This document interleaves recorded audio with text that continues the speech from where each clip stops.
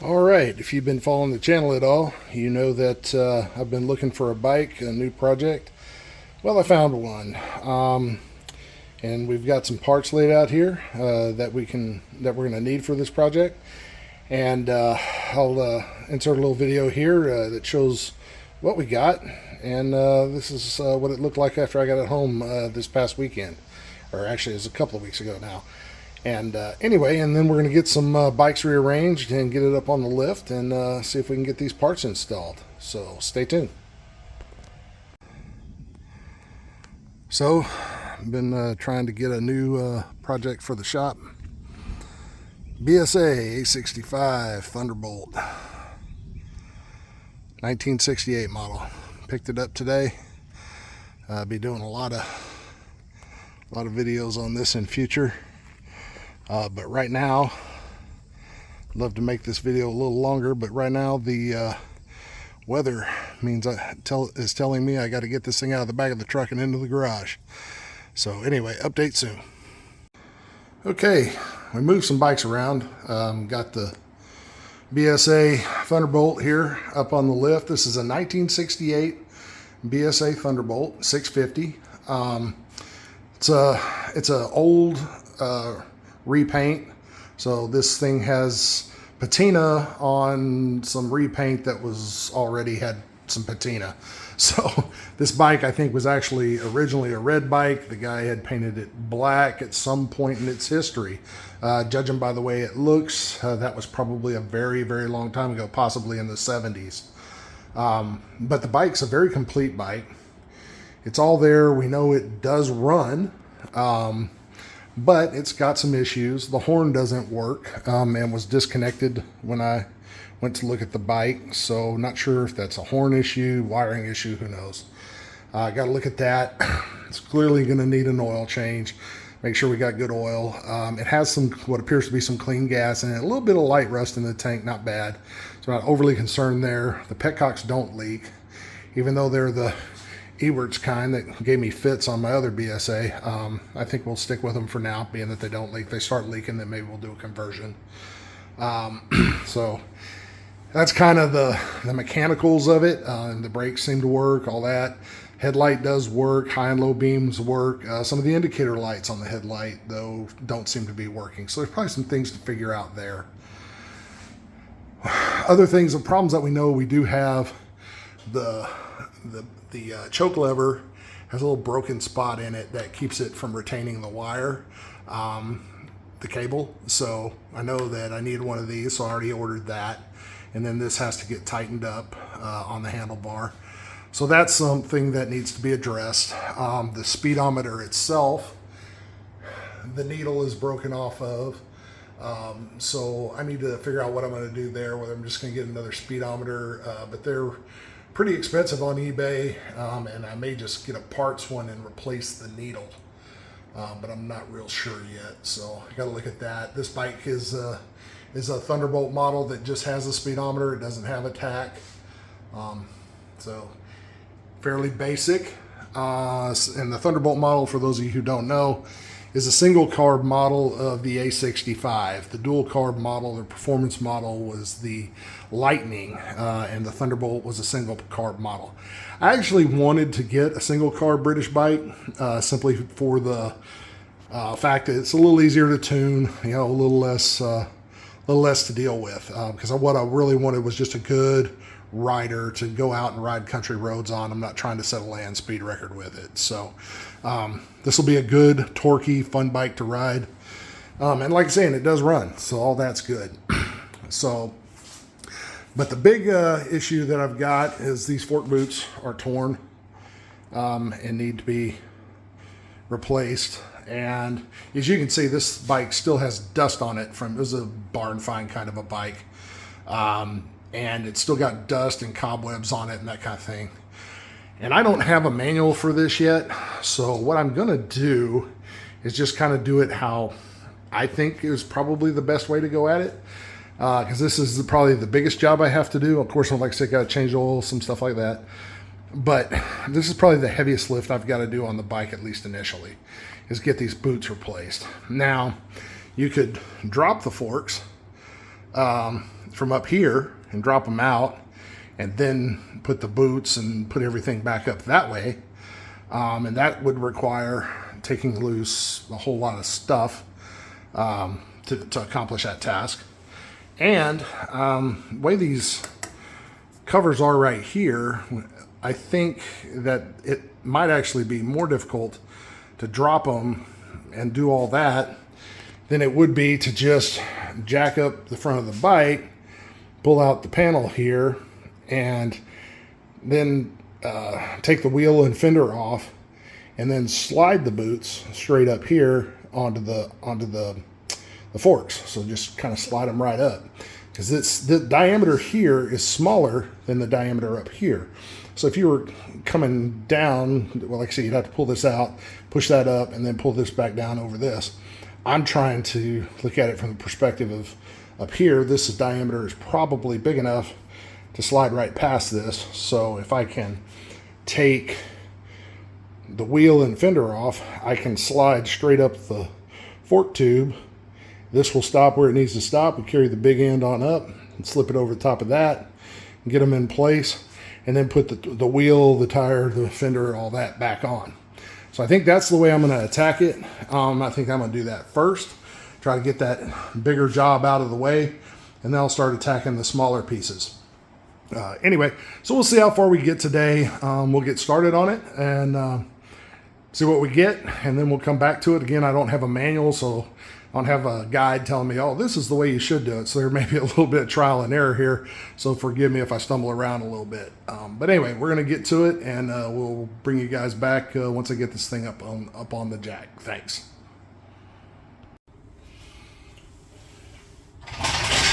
Okay. Let's back in here. On a good spot.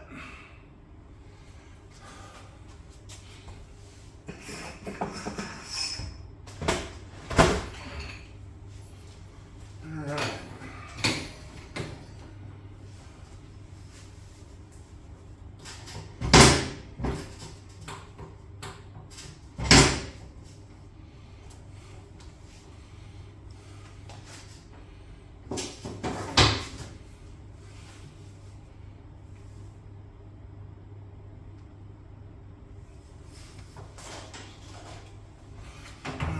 I think I'm on a good crossbar here. Let's double check. I'll light so I can see a little better. Yeah, looks like we're not gonna do any damage right there. That's right on where the motor mount is, so should be okay.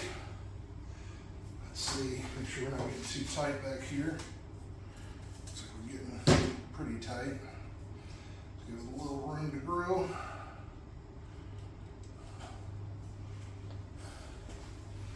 And then same on the other side. And we'll tighten it back up after we get the front end up.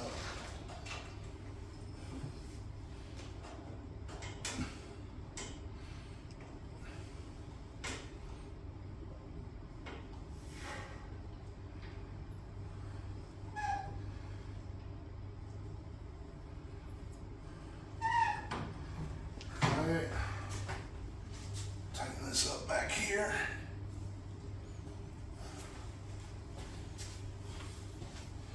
Both sides, make sure we're good and tight.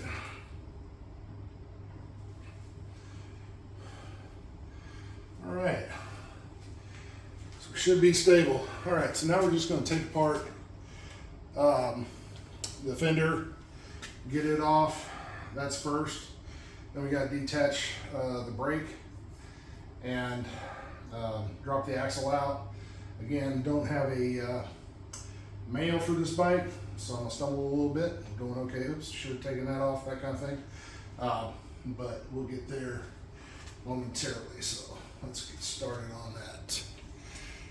Other aspect is in these older British bikes, I'm not overly familiar with the the sizes on the nuts. I'm not sure, does this use the English system or is it metric? I'm gonna guess metric and go with that and see what kind of success we have. Let's see here.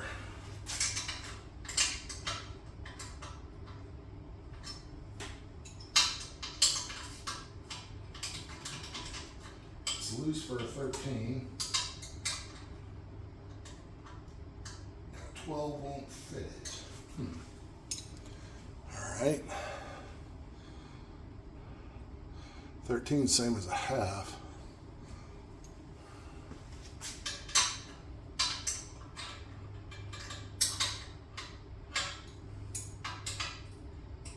It's going to be a 13.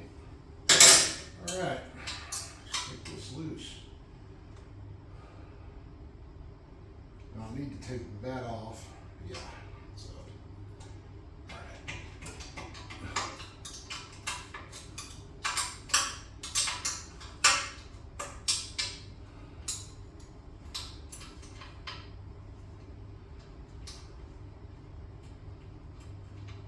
Sorry if I'm blocking the camera again. I don't have a camera crew here or anything like that, so it's a little bit of me in front of it and blocking your view. But basically, what I'm doing, I'm gonna take the fender loose.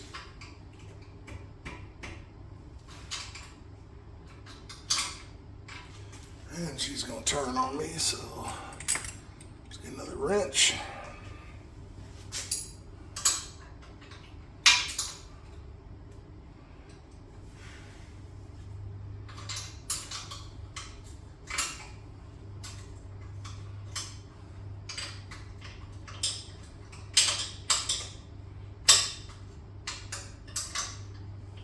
And I do this a lot faster if I have my power tools, but loan those out to my brother who's working on his boat, so don't have those with me.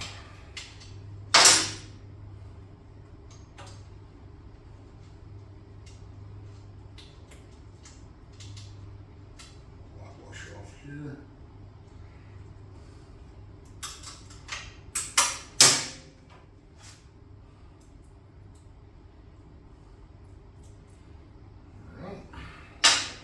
Those two. Let's see, these are going to be 10 millimeter. Let's go ahead and get the half and 13 off this side.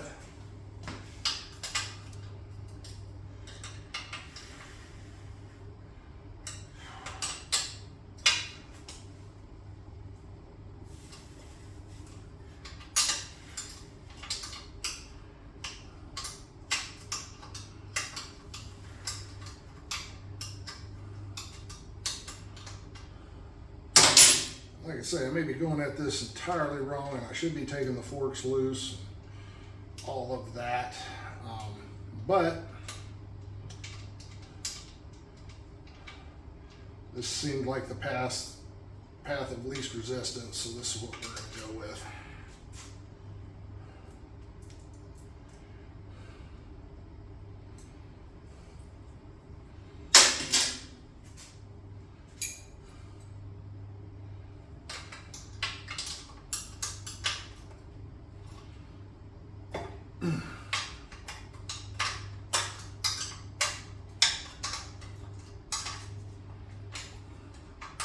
Yeah, other aspects of this bike, I'll tell you, it's, like I say, it's got some patina to it. It's got some light little rust flecking on the fender that I'll try and clean up as best I can, but I'm not going to re-chrome the fender or something like that. I think it'll look better, but it's not going to be perfect. Same thing with these rims. They've got some rust on them. Not tons, but they've got some rust, and that rust is, I'll clean it up some with some steel wool and whatnot and get it looking presentable. But if there's some there, then there's some there. It's not the end of the world. I'm trying to, get this thing running, make it mechanically sound, and leave it at that. It's going to be a good bike. It's going to show its age, but I think it shows its age well, so there's nothing wrong with that. Kind of like we did with the C15. It's got some age to it, and that's fine. So that's how we're going to attack this one as well. All right, so there's our brake. It's now loose, as it were. And I'm going to need some 10 millimeters to take those loose.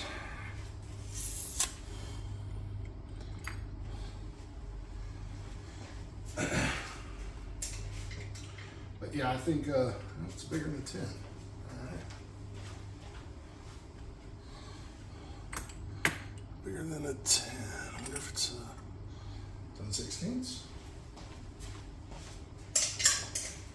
It is 7/16. That answers the question if all this is metric.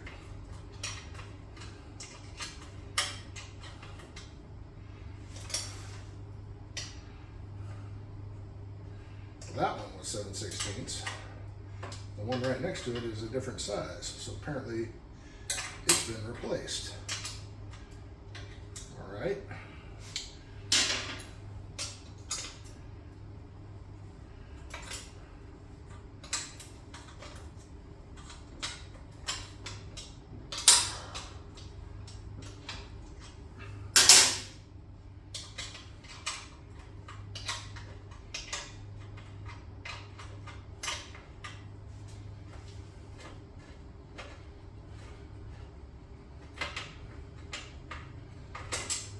That's one.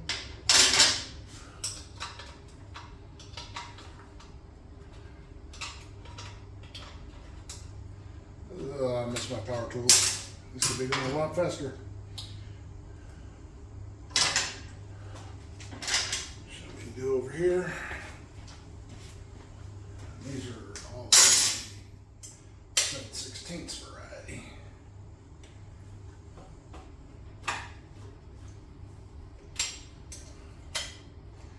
Good and tight, I like that.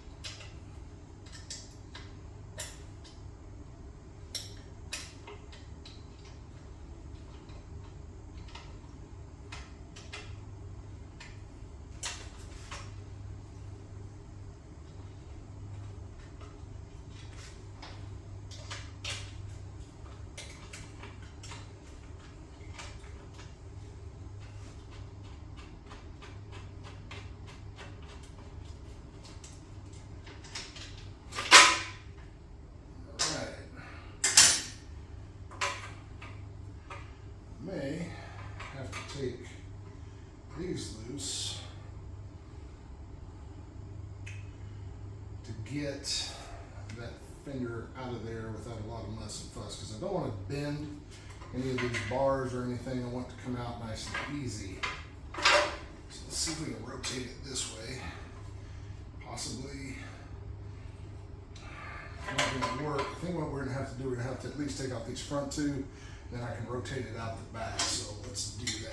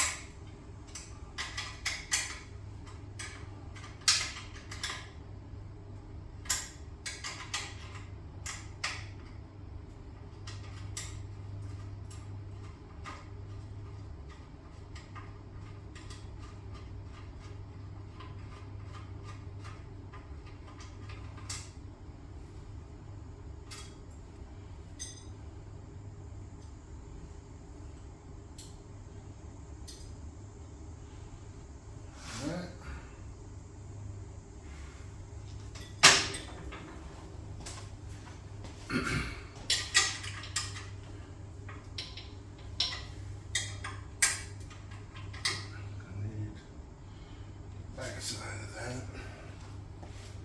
All right, let's see if we've got.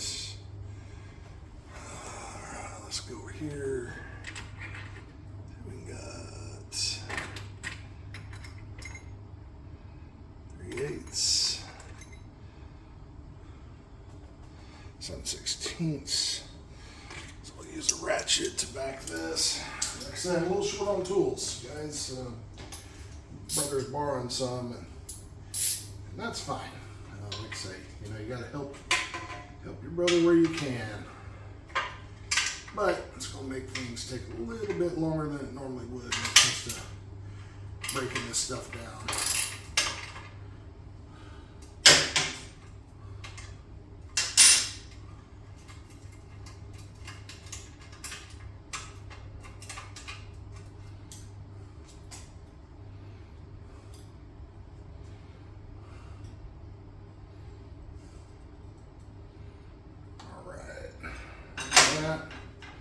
Now we should be able to bring this fender out the back, maybe.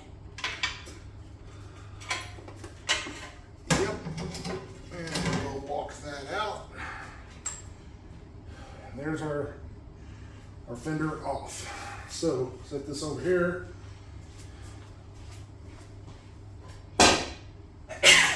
So we don't step on it and bend it or something crazy like that. All right, so now we've got a brake right here, which should fall out of the wheel. Shouldn't require us to dismantle any of this on this side, but we do have to pull the axle. And looks like that's an Allen head, and it also looks like it's very boogered up on this side over here. And this appears to use a punch type tube. And you've got a pinch bolt right here. So I think we have to loosen this pinch bolt and then back that out. So let's get to doing that. That looks like about a 9/16 or a 14, depending on personal bent. Oh, bigger than that, so it must be a 15 millimeter.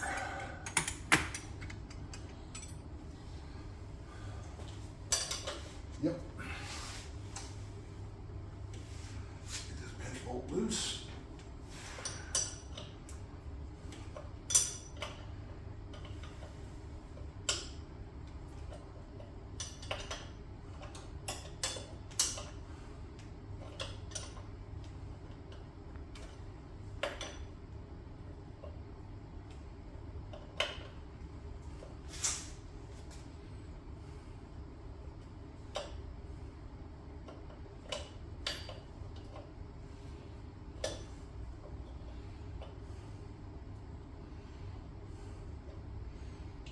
So we've loosened it off considerably.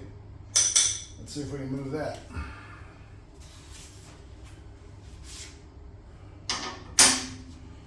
And let's see. I'm getting my yellow crayon. I'm gonna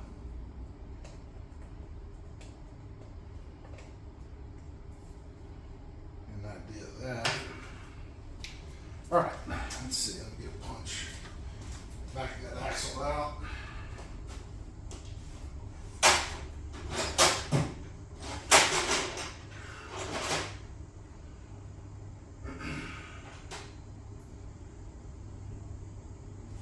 All right.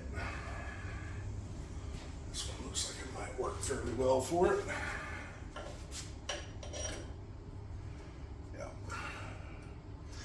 And we'll get a big wrench. You know what? We'll just use this here as a breakover bar. So let's see where we get.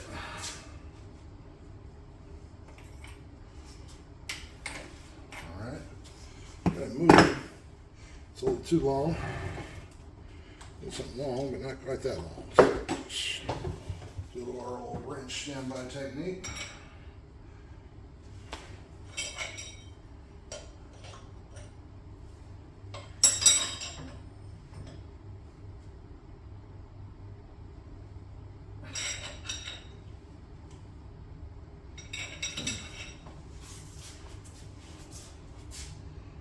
Interesting. That turned and unscrewed. screws from there.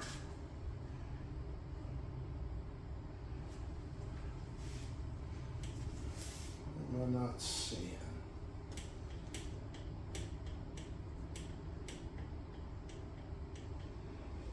Let's back that pinch bolt a little more.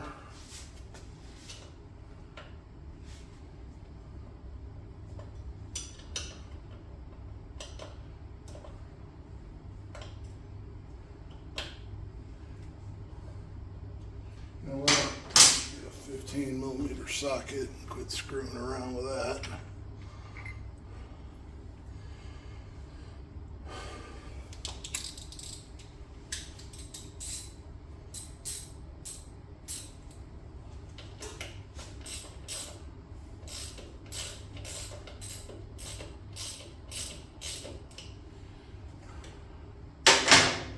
That should be plenty loose.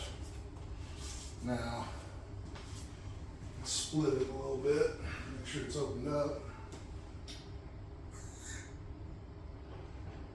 Find a good wedge.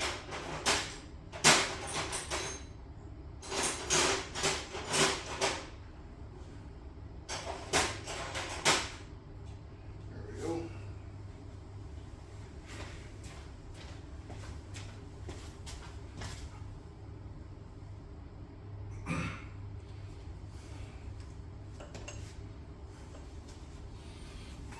Give her a couple of taps just to make sure that's spread out. All right, looks like it is.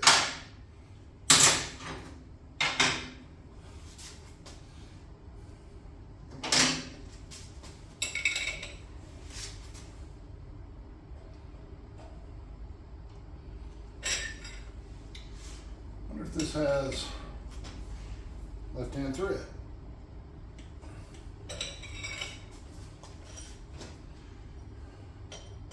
Possible. We'll find out.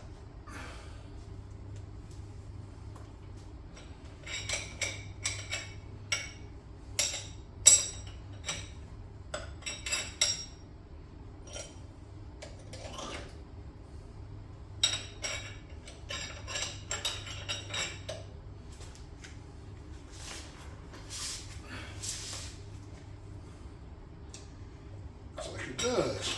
So left-hand thread. Good to know. I was wondering why it wasn't getting loose. It made no sense. But it always does. Like I say, anytime you're dealing with a wheel and direction of spin, you can get in a situation where, whether it's lug nuts or whatever, maybe a left-hand thread. In this case, this is a left-hand thread. So now that we know that, I'm backing this out, easy peasy.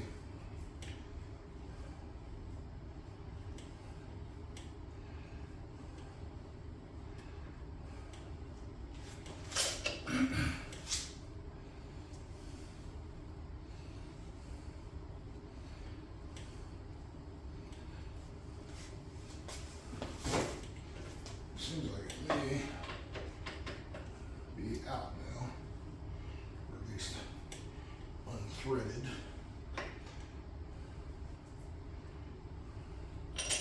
Let's test that theory. We'll try and tap it out.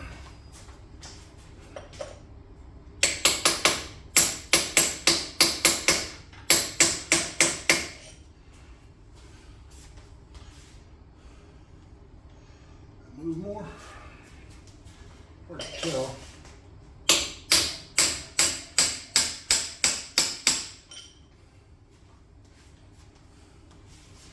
Yep, looks like it's moving.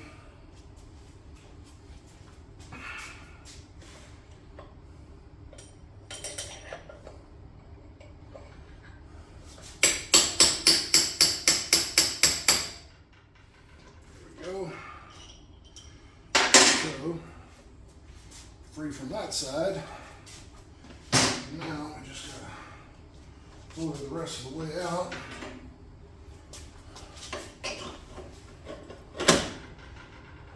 There we go.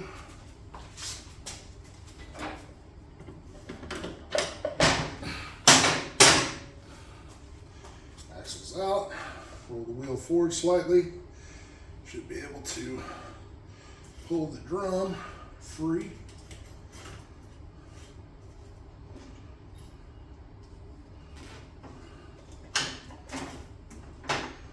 And there we go. Brake shoes free. We need to examine the brake shoes anyway and see just how much brake we had. And we'll go ahead and clean up the inside of these while we're at it. That takes care of that. So now we're down to dealing with our forks. So let's get these fork boots off and see about getting the new ones on. You know what? I'm not going to cut that off. Let's just see what it takes to remove it. Because we're probably going to have a similar level of effort going back on.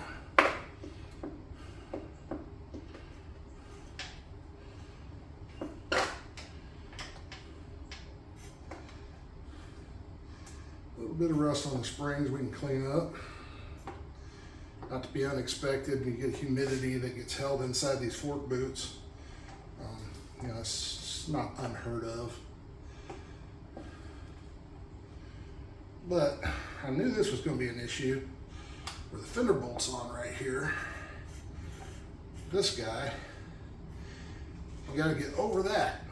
So that could be somewhat problematic. Not the end of the world, but somewhat. That's not going to be easy to do. Then we're going to end up having to drop the forks. It's looking more and more like that's going to be the case. Drop the forks and we're going to have to come down over the top. It's really looking like that's what we're up against.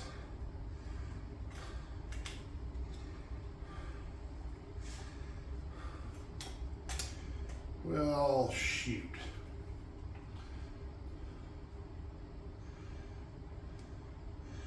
That makes it interesting. I could cut this off. That's not the problem. The problem is putting the new one on without damaging it. And I really, don't want to do that. So we can pull this over a little bit. I think if we can pull it down over, it should come on off. Just that first part. The rubber's extra thick. Yep, see, it slipped over that. Came off. Like I said, I'd rather do this without having to pull the forks, but you never know. We'll do what we have to do. Okay, so there's one off. What I'm gonna do is I'm gonna do a little cleanup here. Make sure this is all good. Looks like, it doesn't really look like the fork seals are leaking, just kind of messy where the, like I say, those things trap moisture, and so you've got a little bit of rust and whatnot there. So let me get a wheel and clean that up. Grab an extension cord.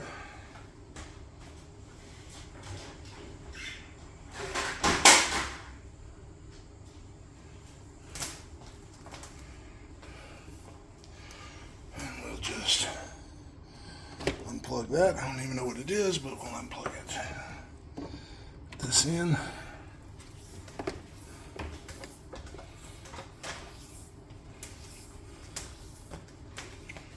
Clean up here. So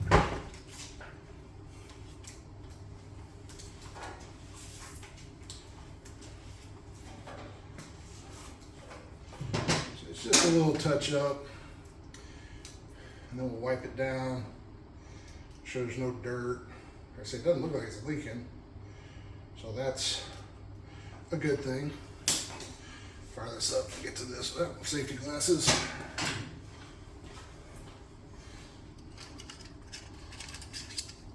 All right. Now we'll fire it up.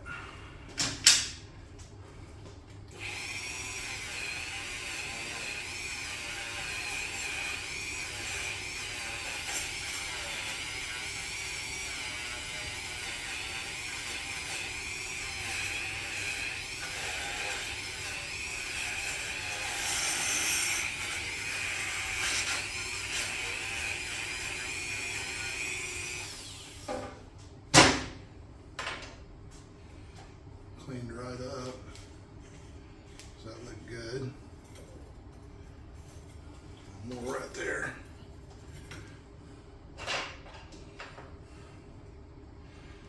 So it's just where that condensation, it was so humid in Georgia where I live.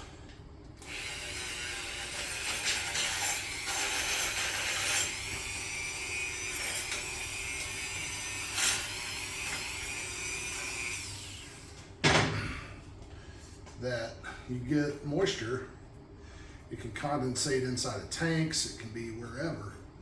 That moisture just sits there, it gets trapped inside that boot, and it'll put a little surface rust on your springs. So try and alleviate that.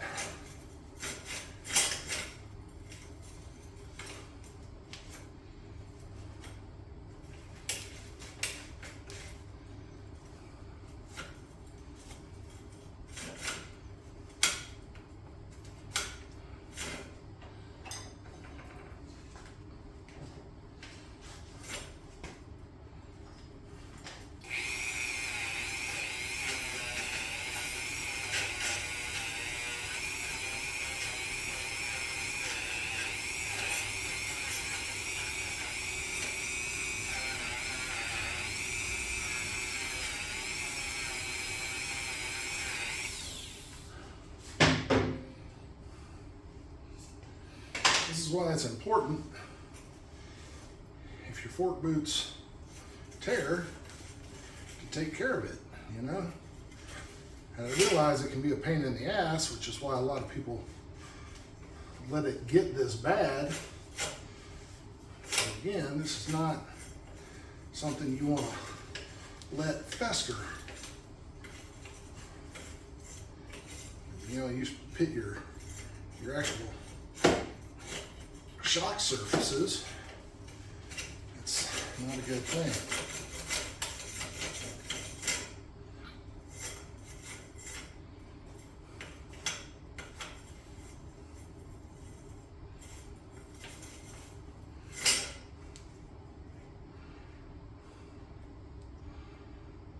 All right.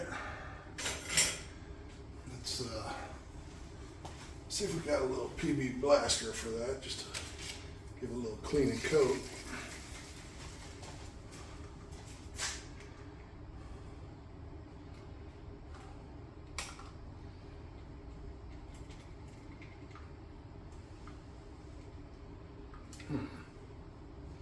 Apparently this one is out of CO2.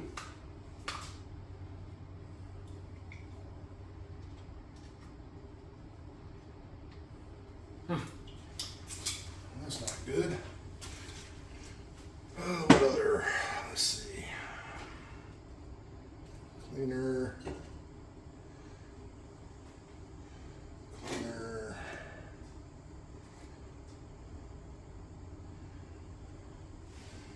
Let's try some good old marble.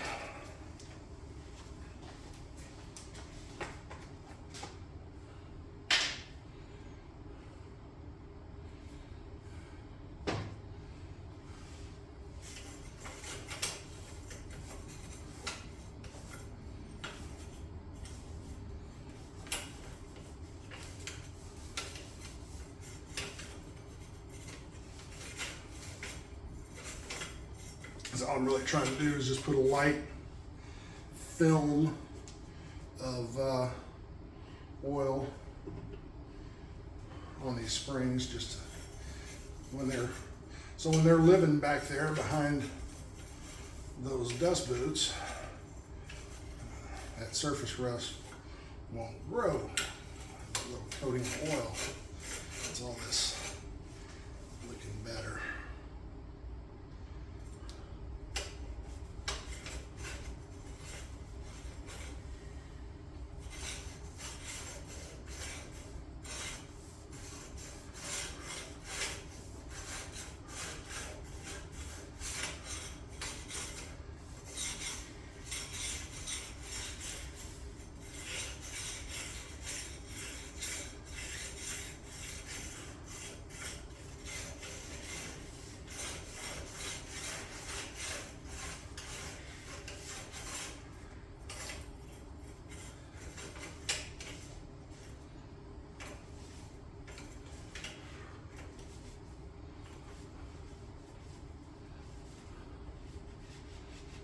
wipe down here.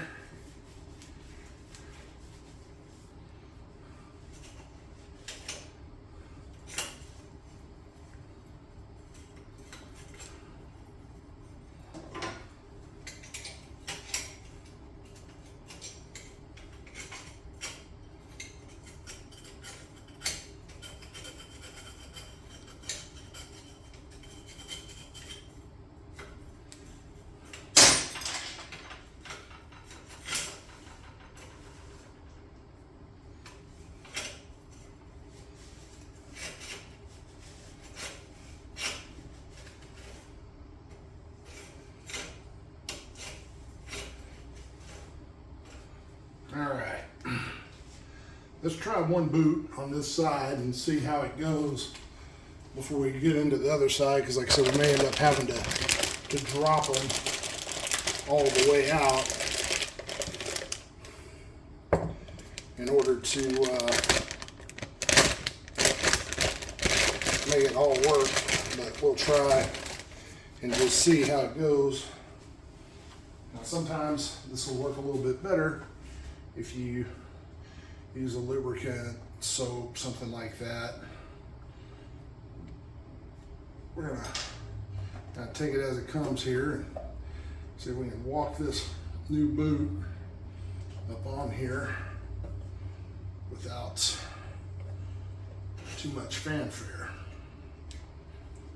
So this is gonna be the high point here, is get it past that, which it went past that actually very easily. Bring this up. We're gonna pop. There's a groove where there's a little snap ring right in here that bottom piece sits right on.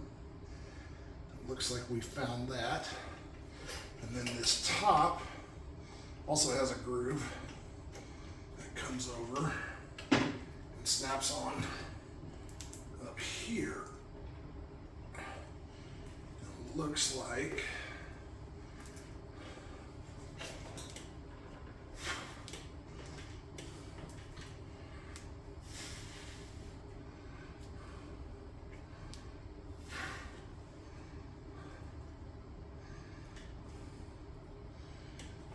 we've located that. So it looks like, boom, there we go. So that's one done. Then we'll of course have to reassemble everything when we're finished, but that's one done.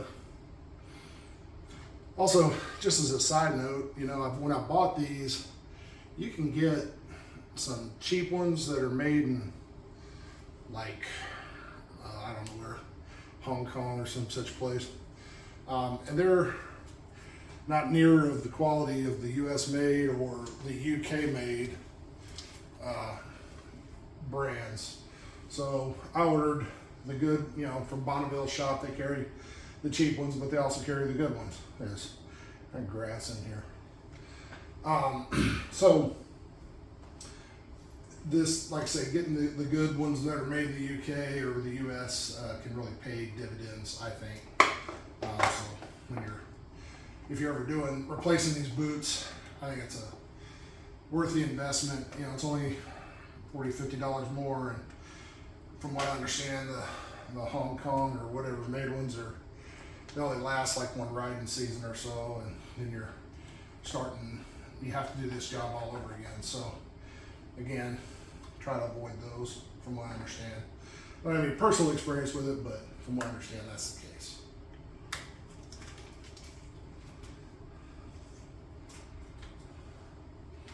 All right, that one's off. Let's take a look at this one.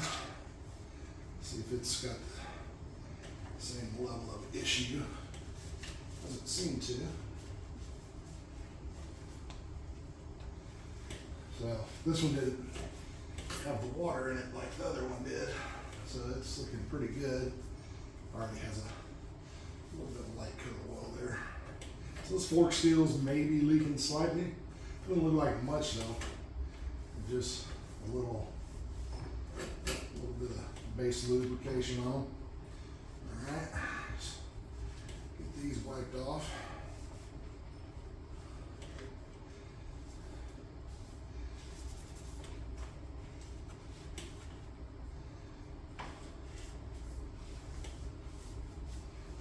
All right, so let's get this other one on.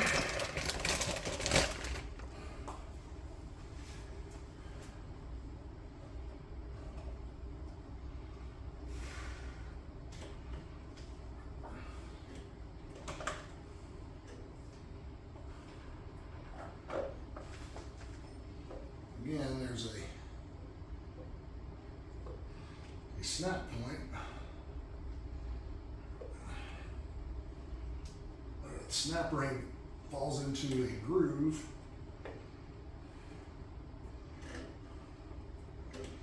In this boot. It's right there. And same thing on the top. So you want to make it to that groove.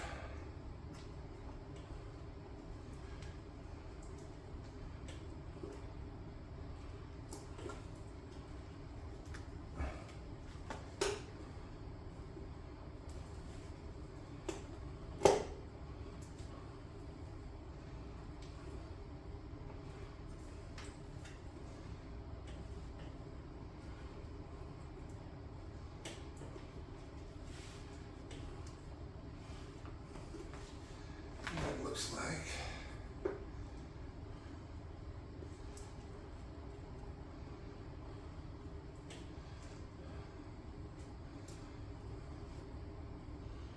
Make sure we're in the groove. It looks like we are in the groove.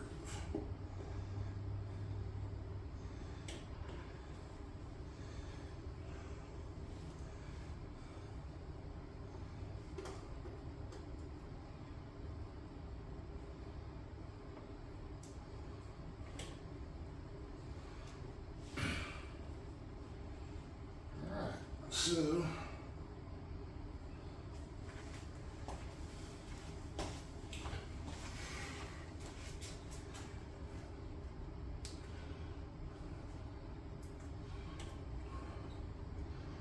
like we're in on both sides. Okay, so we got the boots on. Let's make sure. I'm trying to look, there's a seam on these boots, and it's like, which way do I want the seam to be? Do I want it to be the sides or the front, or how I need it to be? And there's also a vent hole. And really, I think we want that vent hole in the back. So we're gonna twist these around, make sure that vent hole faces to the rear so that we're not in a situation where collecting water. So keep the vent hole to the rear. I think that's the ultimate takeaway here. And then we got the seams on the sides with the vent hole to the rear. Looks good. Let's do the same over here. The vent hole's right there. Let's twist this around.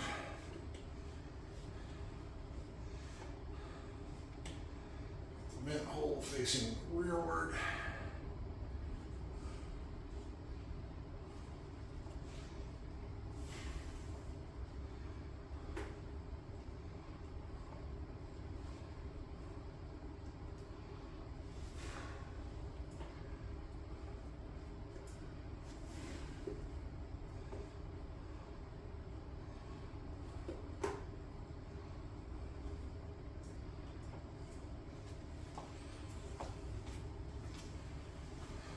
All right, then holes are to the rear. Got their boots up and on. Everything's looking good, except for I gotta twist this here where it belongs. Right there where it belongs.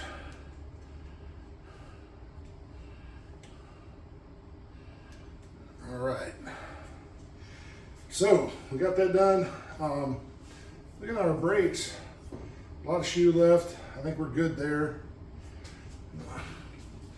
Knock a little bit of this corrosion off.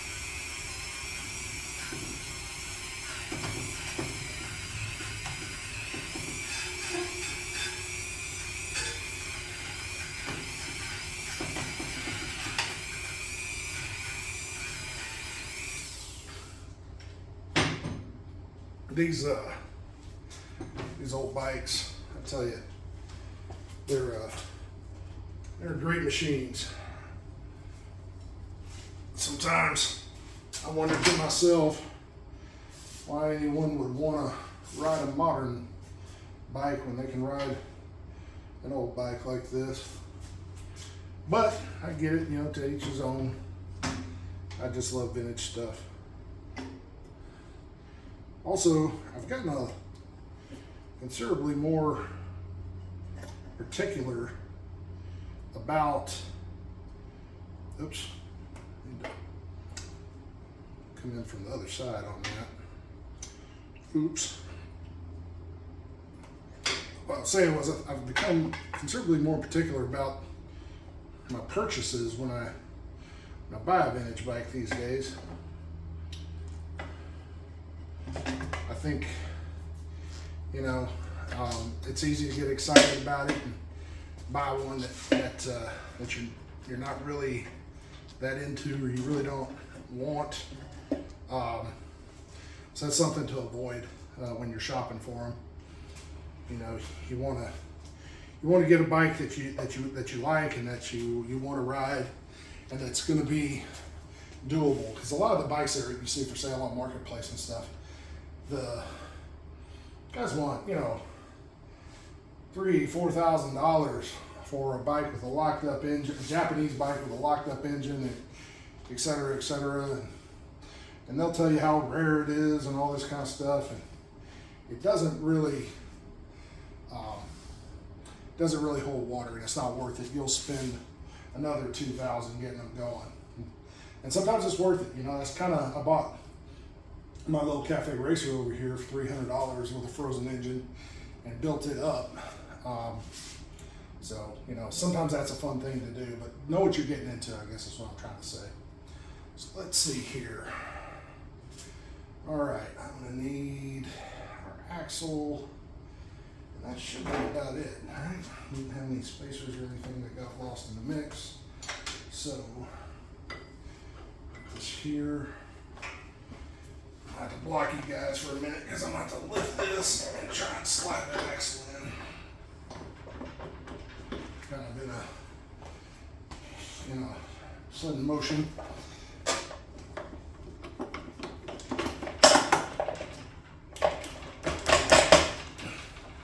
All right, so that's got it started.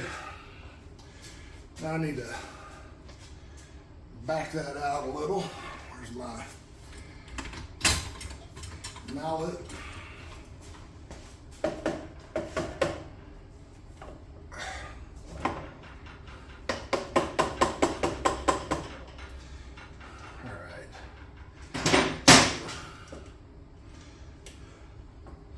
Still need to knock it back a little.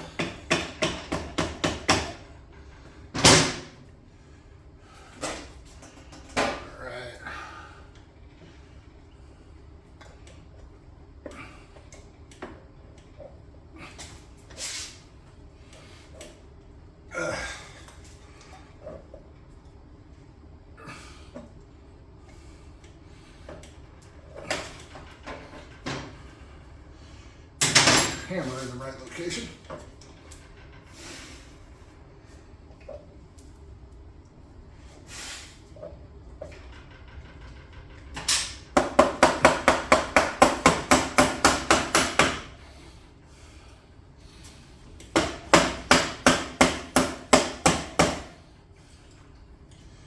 Oh,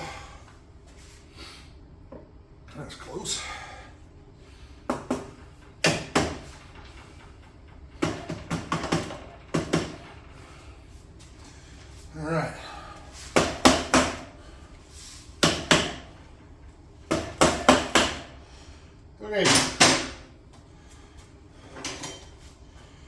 again, left-hand thread. So we're going to start winding this thing back on.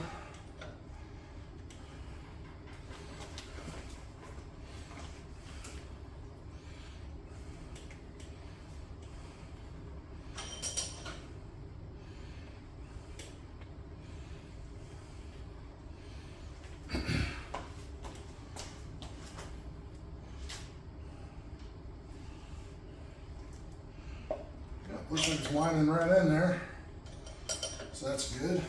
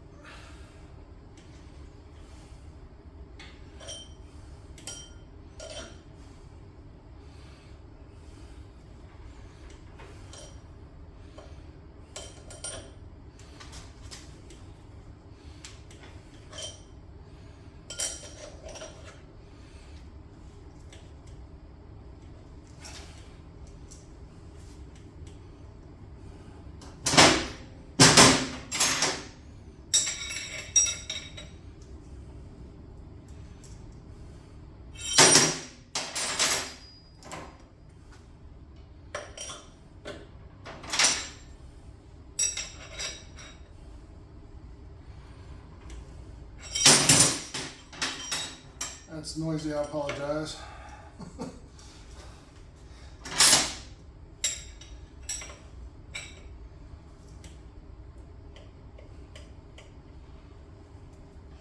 Trying to get this back to where we had it.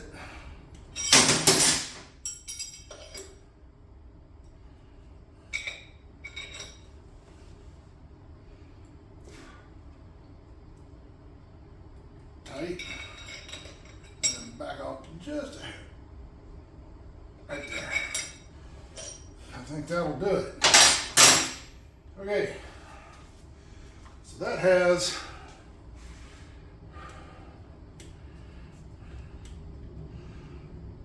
well, not entirely. Back off a little more.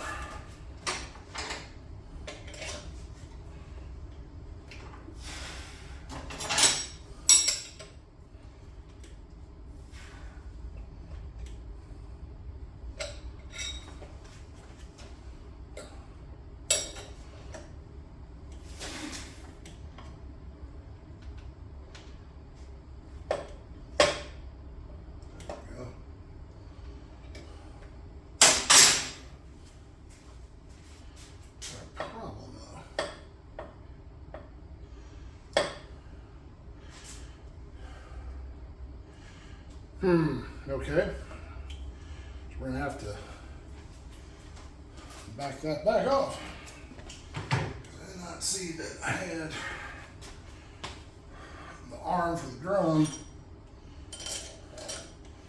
in the wrong spot. Back that back out.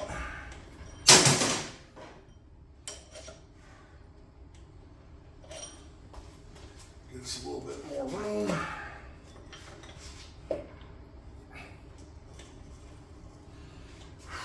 Wait.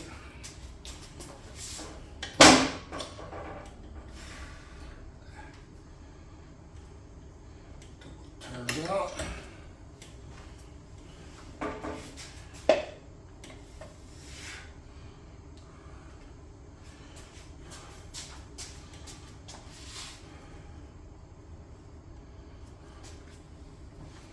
All right. That should really, man, that is close.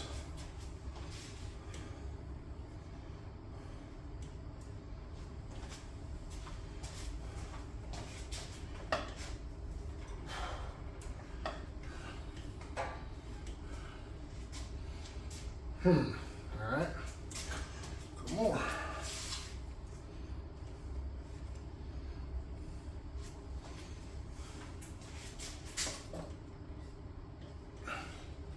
So close.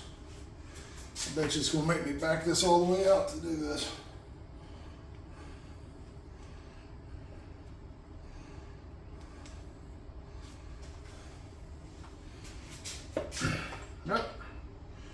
almost. All right, now let's hold that position. Now let's get going back in here. No, that's the wrong way. There we go.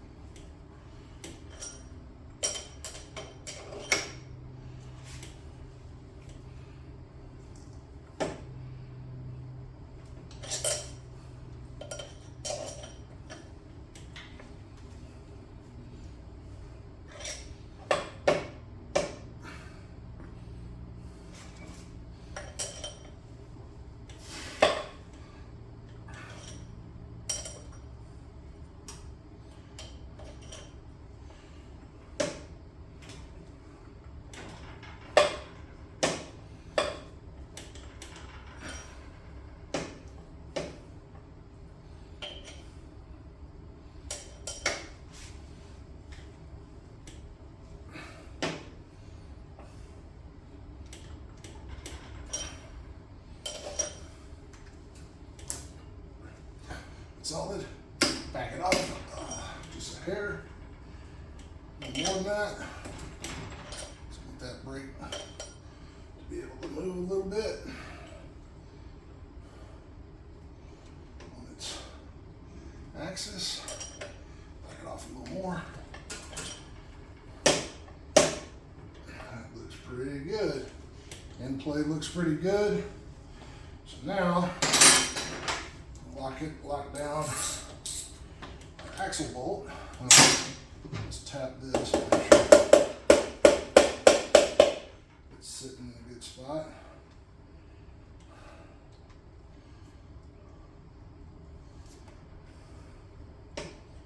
Moves okay. It's looking good. End plate is good.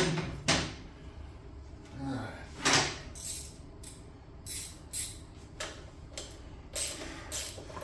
These are the moments when I wish I had the manual for this thing. I've been looking online and there's some out there, but you can tell they're reprints, and I bought a reprint on a different bike not that long ago, and the pictures are terrible, just not good. I'm trying to find an actual good manual from back when this bike was popular, and go with that. We'll see.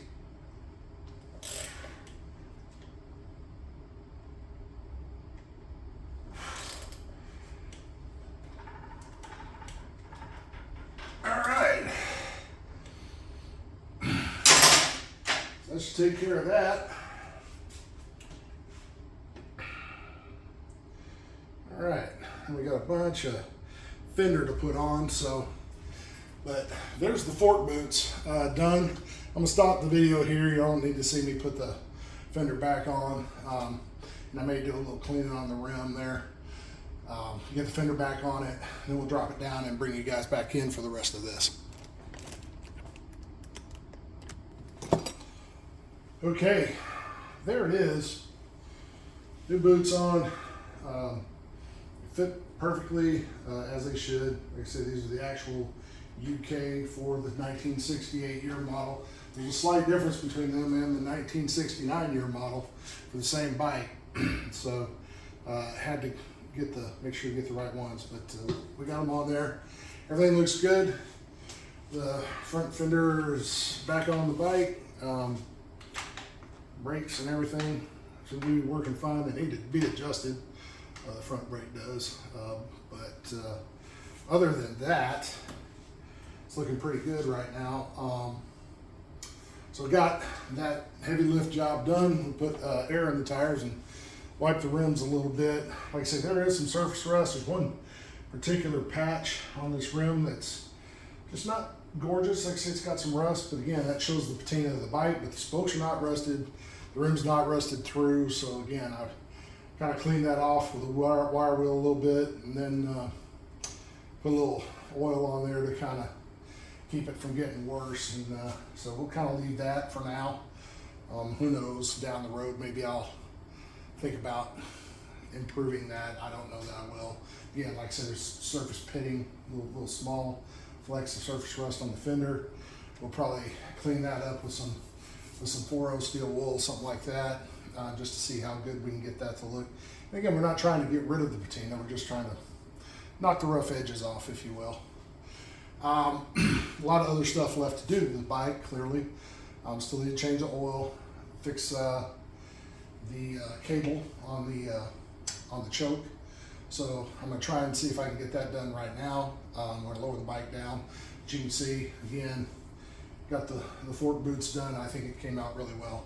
So glad that we got that checked off. Let's see if we can check off something else and get this choke lever corrected. And I'll kind of show you guys, what's wrong with this choke lever. It's just a minor little break in the thing, but it allows the cable to pop out, which makes it pretty unusable. And so far, from what when I bought the bike from the guy, he actually kick-started it and it was cold. You could touch the motor, it was completely cold and didn't need choke. But even with that said, we don't want to not have it working right. It's like, if it's there, you should make it where it works. It's my opinion anyway. So, see if we can slide this lip this way a little bit. I was backing the bike on. I put the bike on backwards so that I could lift that front end easily. It kind of moved a little bit, and so I'm trying to shift it back the other direction. Let's see if we can get that done. There we go. All right. Let's let this thing down.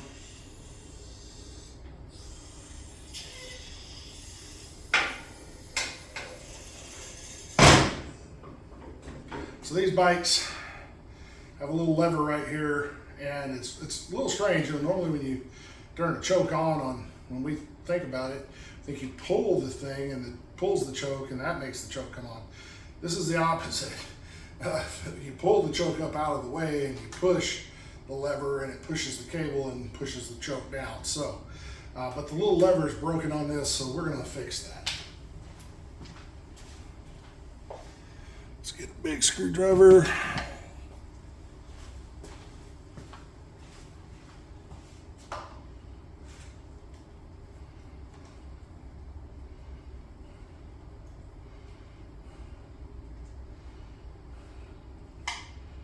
BSA comes with a nice convenient screwdriver holder. Isn't that nice of them? So we're going to take this off and I'm going to show you guys where this thing's broken. And you can see right here there's a channel that the wire rides in. Let me see if I can get this in frame. There's a channel that the wire rides in right here. And it comes in and it's got a barrel that locks in right there. Well, this little piece of metal right here on this side has broken off, therefore it pops out. So the wire pops out. I got a new one and we're going to install it, and that should remedy our choke situation, hopefully. So I just want to make sure we've got something that works correctly. So where's our screwdriver?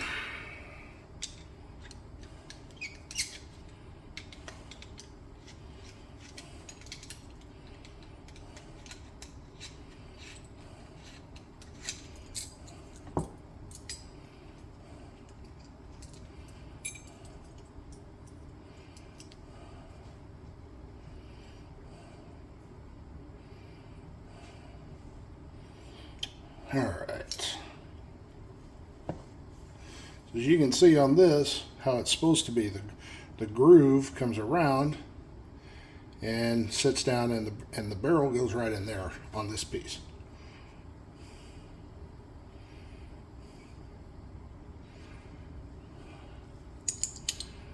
All right.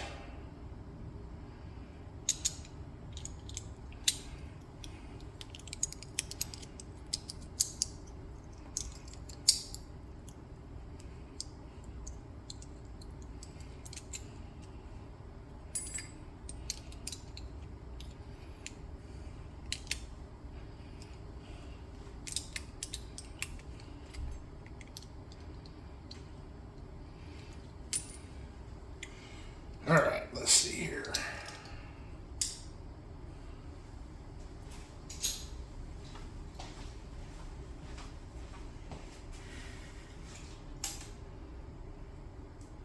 Make sure this lever's going to work.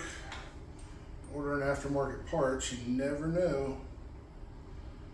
Let's see.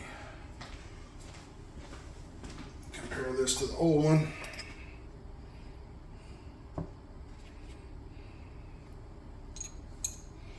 I'll do a side-by-side comparison here. Look the same. Looks like the old one, the hole might be slightly bigger. That could just be wear. Let's take a look.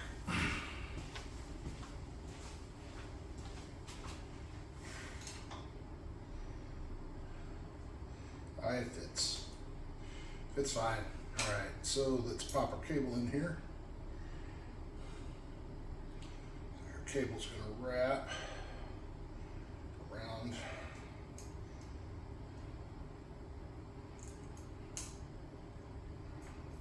So pop that right there. So cable pops in. It's going to wrap.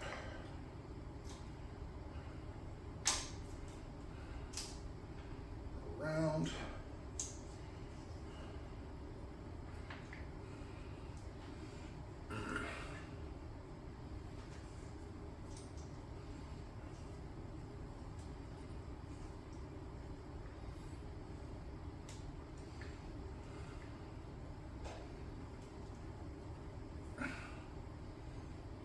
Yep. All right.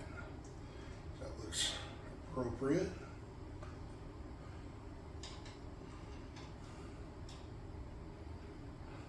This I'm going to put right there.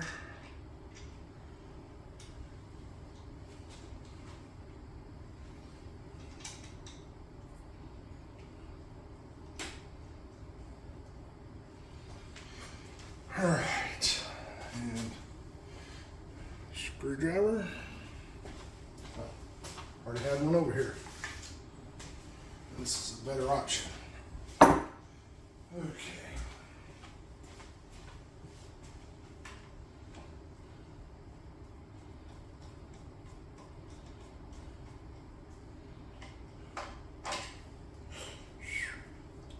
Hate when that happens.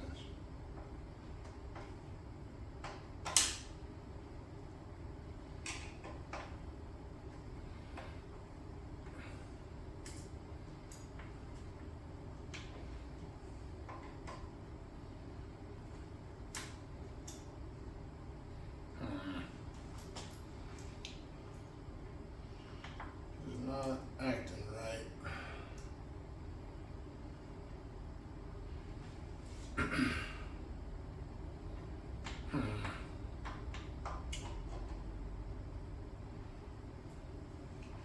Take a look at this and I'll bring you guys back.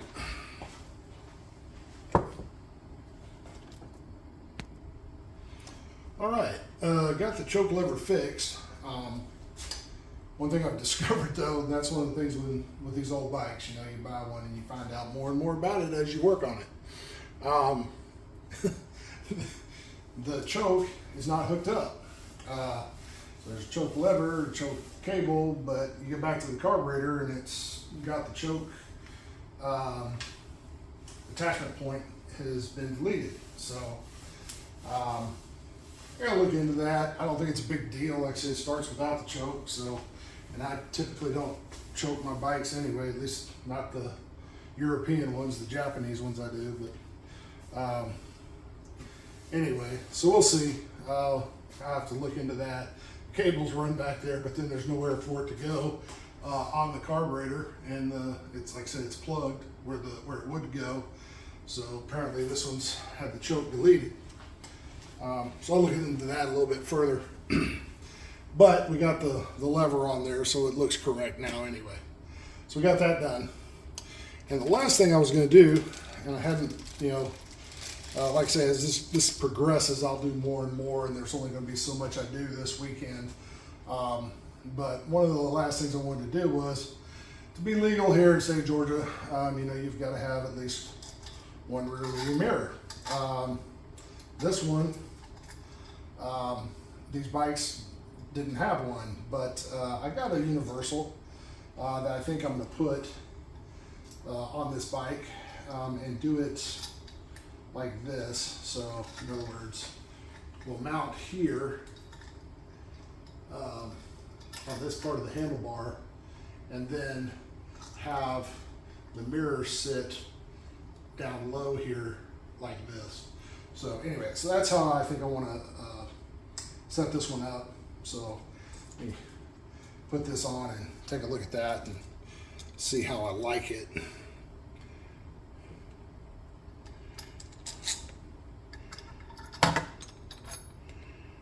So get this part off, and we'll take this,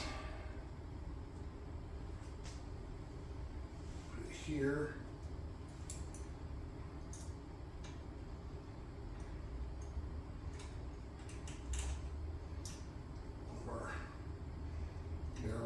Washers here, get that blade in the center. So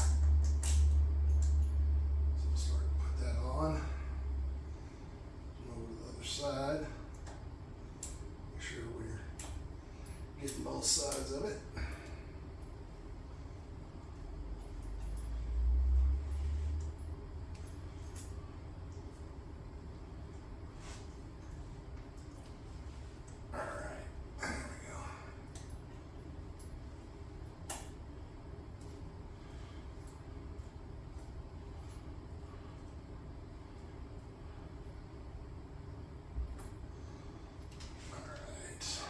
Got it close.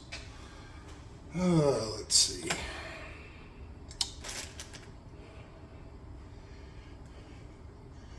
Get some. What do I need? I need some channel locks, probably. I think they're in my other toolbox. I'll grab those real quick.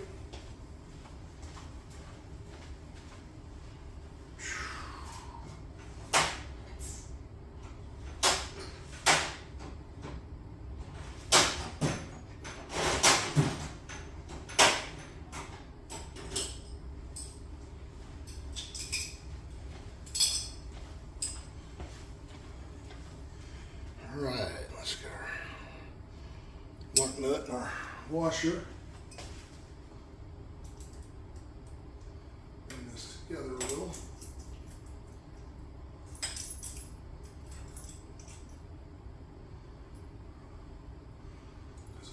In order for this to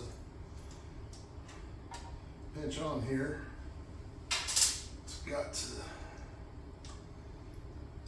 through both sides here.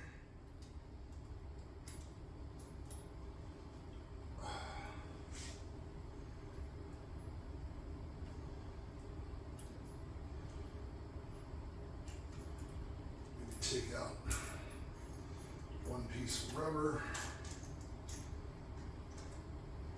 See how that does. They give you multiple pieces so that you can adjust it to your handlebar size. Let's try and take out one shim.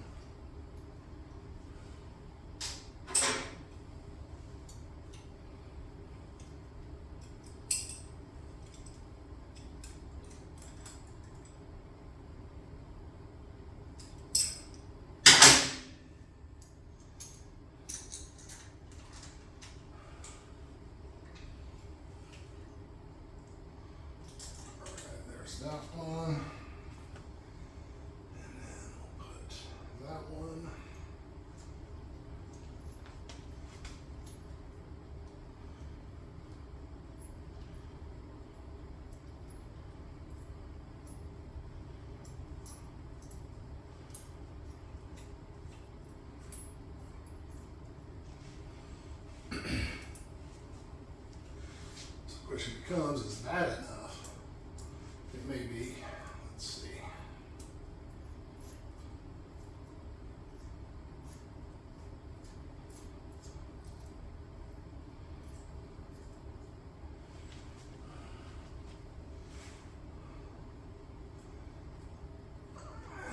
Back that up just a little bit. Let's get our mirror.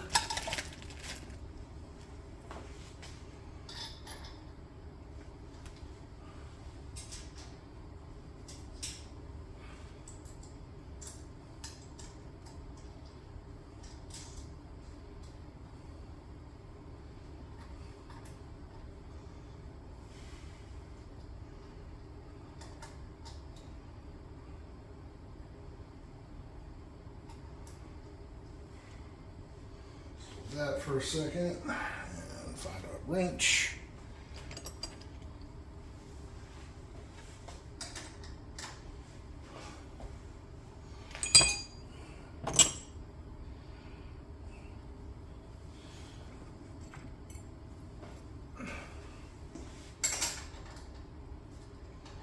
Alright, so that's 9/16.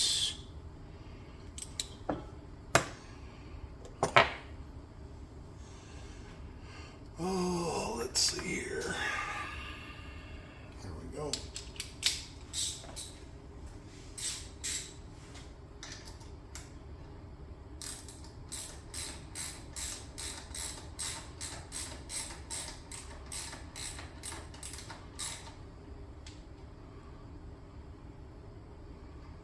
I want it high enough that it doesn't hit the tank. At the same time, I don't want it too high. It becomes an interference with your hand.